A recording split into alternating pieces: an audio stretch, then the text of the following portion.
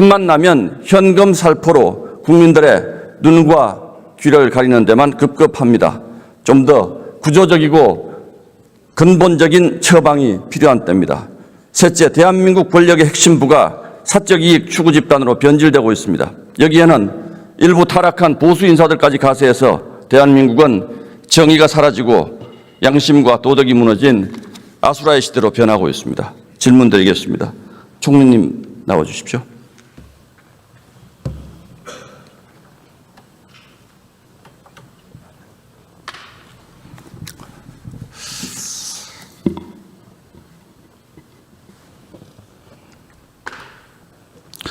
총리님 고생이 많으십니다. 네.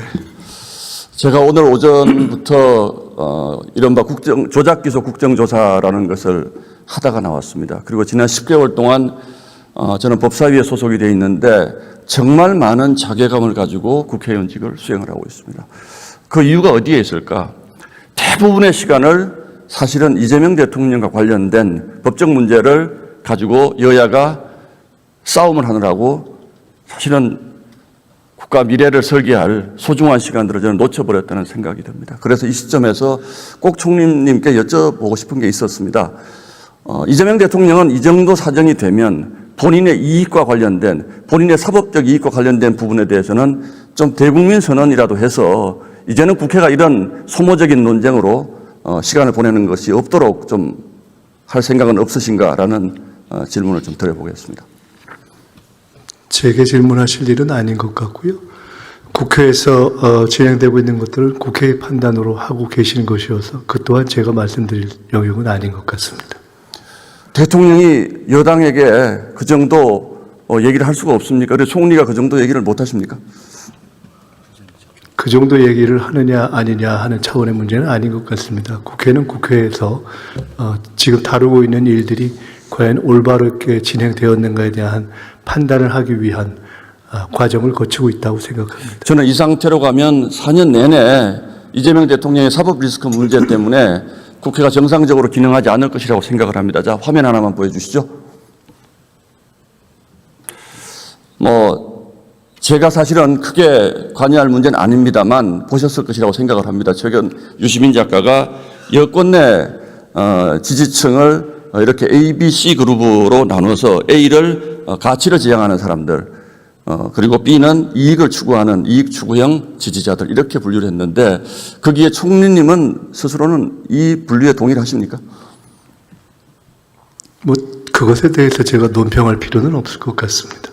근데 제가 이 문제를 이렇게 총리 나오신 김에 한번 꼭 물어봐야 되겠다고 생각하는 이유는 조금 전에 말씀드린 것처럼 국가 권력의 핵심부가 사적 이익을 추구하는 집단으로 뭉쳐져 있다는 이런 사실을 여권 내부에서, 물론 그것이 권력 투쟁이다라고 말씀하시는 분도 있습니다만 여권 내부에서 이 문제를 제기를 하고 있고 또 총리님도 제가 알기로는 B그룹으로 분류를 해서 논쟁이 많은 것 같은데 저는 국가 권력의 핵심부가 이렇게 사적 이익을 추구하는 그룹으로 분류되고 있는 거 상당히 심각하고 국민들 입장에서 보면 불안하게 느낄 수 있는 지점 아닌가요? 이 부분은?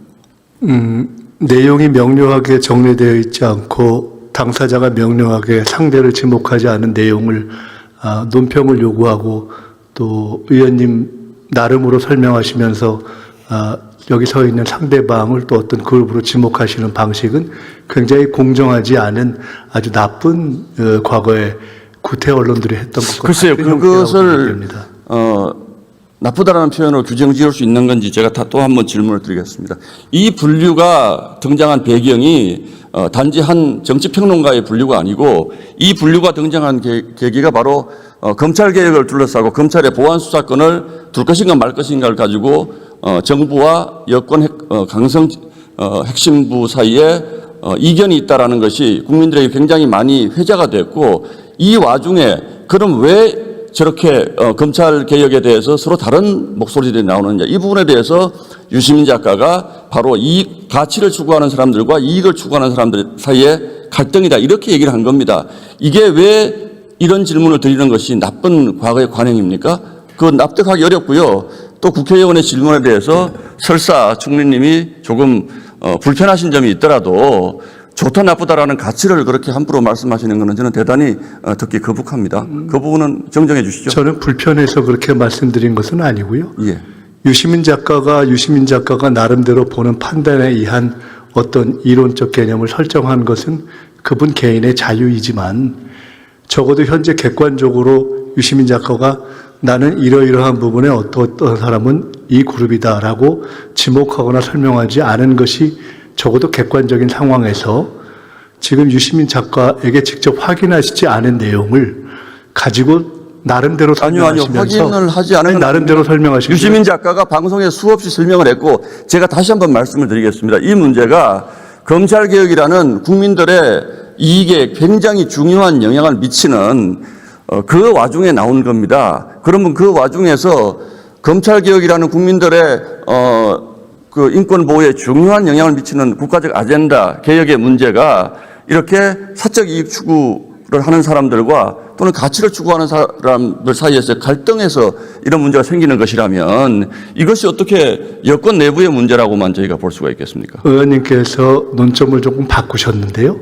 의원님께서 제기하신 내용에 대해서 제가 답변하면서 말씀드린 것은 유시민 작가의 이론과는 별개로 그 이론을 의원님 나름대로 설명하시면서 그 내용에 들어있는 사람들을 설정하고 저를 그 중에 한 카테고리에 넣는 것은 그렇게 하면서 자연스럽게 포함시키면서 논리를 전개하셨기 때문에 그것은 과거에 어떤 프레임을 가지고 은근슬쩍 거짓을 참인 것처럼 만드는 구태 언론과 같은 방법으로 보일 수 있다라고 저는 유시민 작가에 대해서 지적한 것이 아니라 제가 만들었죠. 제가 제 주장을 하는 대해서 것이 지적한 있습니까? 것입니다. 아니요, 그렇지 않습니다. 이 문제에 대해서 잠깐만요. 총리님이 이게 동의하시지 않으면 저는 저런 분류에 동의하지 않습니다라고 말씀하시면 끝나는 거예요. 그렇지 않습니다. 왜 그렇게 설명이 왜냐하면 그렇지 기십니까? 않죠. 왜냐하면 의원님 일반적인 경우에 이 이론에 대한 제 견해를 물으셨다면 제가 그렇게 답하는 것이 옳겠으나 그 이론을 설명하시면서 자연스럽게 특정인을 거기에 껴 넣으시면서 하셨기 때문에 그것은 개인 간의 1대1 관계에서도 굉장히 정상적이거나 올바르지 않은 태도로 보였기 때문에 제가 나쁜 태도다라고 말씀을 드렸던 것입니다.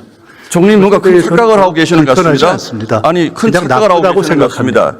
제가 이 질문하는 과정에 총리님께 제가 어떤 결례를 하거나 그런 걸 한 적이 있습니까? 이게 그리고 틀렸습니까?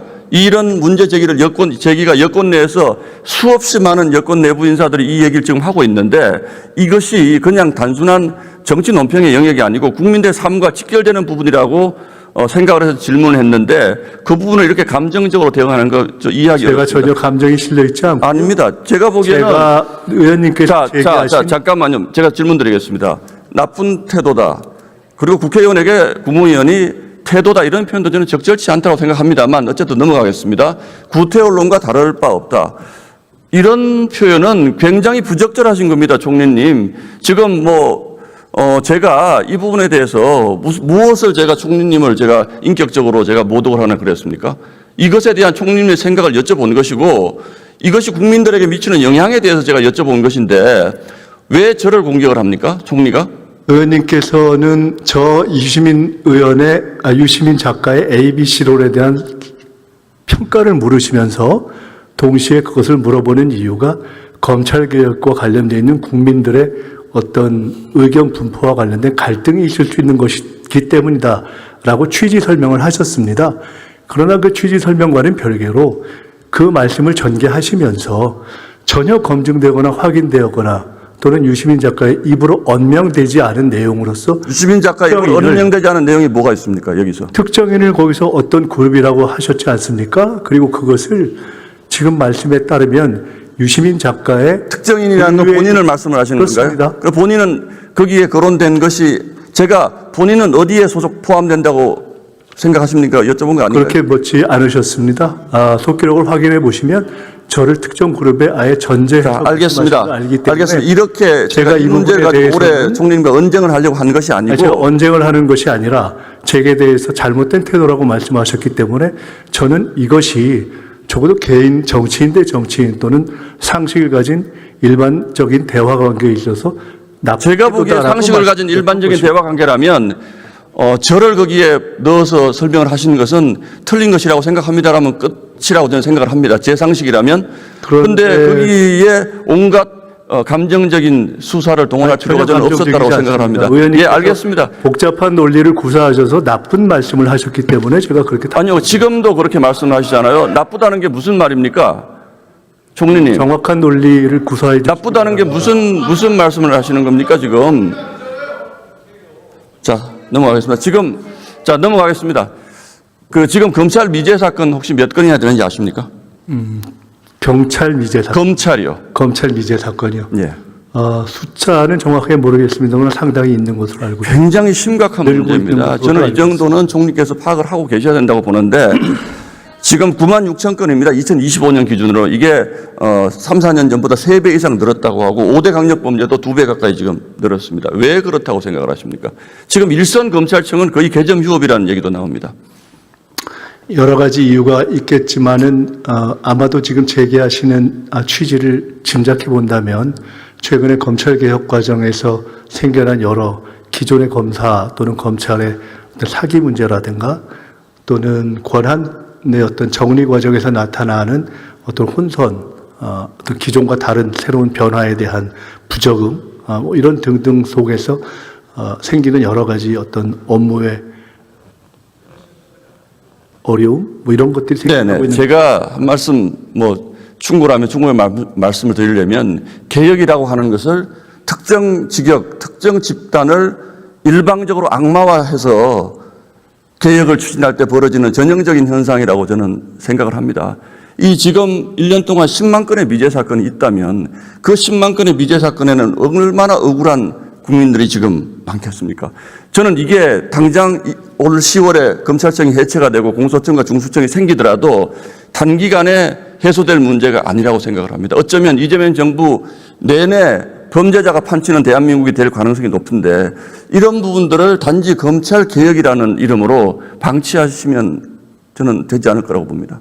어떤 대책을 가지고 계십니까? 동의합니다. 그래서 검찰 개혁 과정에서 과거에 정치검찰의 어떤 표적 수사라든가 이런 여러 가지 문제점을 개혁하고 개선하는 것과는 별개로 검찰이 가지고 있었던 어떤 고유한 또는 특화된 수사력이 훼손되지 않게 그리고 앞으로 검경의 어떤 수사권 조정 과정을 이후에 공소청 중수청의 분리와 새로운 신설까지 가는 과정에서 형사소송상의 어떤 공백이 생기지 않도록 하는 것을 꼼꼼히 해야 되겠다라고 생각하고 있습니다. 근데 말씀은 그렇게들 하시는데 실제로 전혀 그렇게 되지 않고 있고요. 또 하나의 예를 들면 지금 2차 특검에는 검사 몇 명 가게 있는지 혹시 아십니까? 다시 말씀. 2차 특검에 2차 종합 특검이라는 거 하지 않았습니다. 하고 있지 않습니까? 정확한 숫자인데 거기도 한 몇십 명 100명 가까이 지금 가 있습니다. 대한민국 검사가 2,000명이 지금 채 안 되는데 또 거기에 100명이 가 있습니다. 저는 이분들이 뭐 하는 건지를 잘 모르겠는데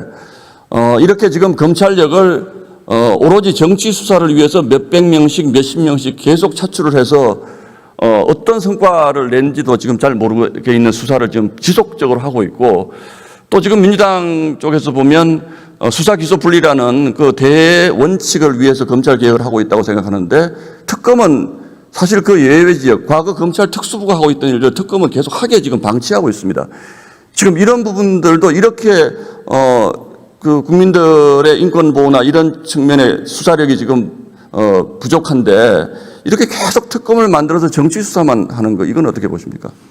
특검이 굳이 필요하지 않는 상황인 것이 가장 좋겠죠. 저도 그렇게 생각합니다. 그리고 가급적 특검의 수사력이 다시 또 투입되는 상황은 가급적 조속하게 해소해 가는 것이 좋다고 생각합니다. 특검이 여럿이 존재한다면 그 숫자 또한 줄어가는 방향으로 최대한 노력하는 것이 좋다고 생각합니다. 예, 잘 알겠습니다. 마지막으로 시간이 참 짧은데 최근에 정원호 서울시장 예비후보 전 성동구청장이 민주당의 서울시장 그 후보로 급부상을 했는데 그 계기가 이재명 대통령이 일 잘한다라는 그 언급 때문에 급부상을 했는데 지금 보면 굉장히 여러 가지 자기 후원자들에게 수익액을 몰아줬다라든지 또는 뭐 어떤 여성과의 뭐 해외여행의 문제라든지 또는 그 지방에 본인의 고향에 연수원을 만들었다 이런 여러 가지 도덕적 문제가 지금 나타나고 있는데 그것에 대한 평가를 제가 여쭙고자 하는 것은 아니고 대통령이 특정 후보를 이렇게 거명해서 후보를 띄우고 내리고 하는 것이 집권 초기에 늘 있어 왔던 것이지만 돌아보면 그것이 당무 개입이었고 그것이 또 선거 개입이었다라는 비판을 받는 지점들이 많이 있습니다. 어떻게 적절한 상황이라고 보십니까? 정원호 후보를 포함한 많은 후보들에 대해서 대통령이 다양한 방식으로 관심과 애정을 표현한 경우들이 있고 그중에 특정한 경우에 특정한 상황이 발생해서 그것이 특정한 어떤 양상으로도 전개된 것이 참 어떻게 보면 우연적인 측면이 있다고 생각을 합니다. 그 부분에 대해서는 아마 대통령님께서 선거 개입이다라고 평가되거나 비판되거나 오해받을 수 있는 부분은 안 하시려고 아마 지금 최대한 노력을 하고 계신 것으로 알고 있고요. 한 가지만 말씀 중에 드리자면 그 또한 제가 특정 후보와 관련된 부분에 대해서 제가 언급할 내용은 아니지만 의원님께서 말씀하신 중에 도덕적인 문제가 있다라고 하면서 그 중에 하나를 여성과의 여행 이렇게 표현하신 부분은 한 여성 공무원을 포함한 전반적인 출장이었던 것으로 제가 언론에서 봤기 때문에 그렇게 표현해 주시는 것은 조금 그렇게 적절하게 느껴지지 않았다. 그 부분은 좀 더 진행되는 상황을 저희도 지켜보겠습니다만 그러나 대통령이 아주 피상적인 관점을 가지고 후보를 띄우고 내리고 하는 것은 저는 적절치 않고 그리고 지금 이 정도 상황이면 기방의 말씀을 하셨기 때문에 대통령께서 뭔가 평소에 하시던 대로 한다면 일 참 잘하는 줄 알았는데 제가 잘못 봤습니다라든지 언급을 해 주시는 게 맞다라는 생각을 드리고요. 뭐 여러 가지 질문이 있었습니다만 불편한 말씀입니다. 네.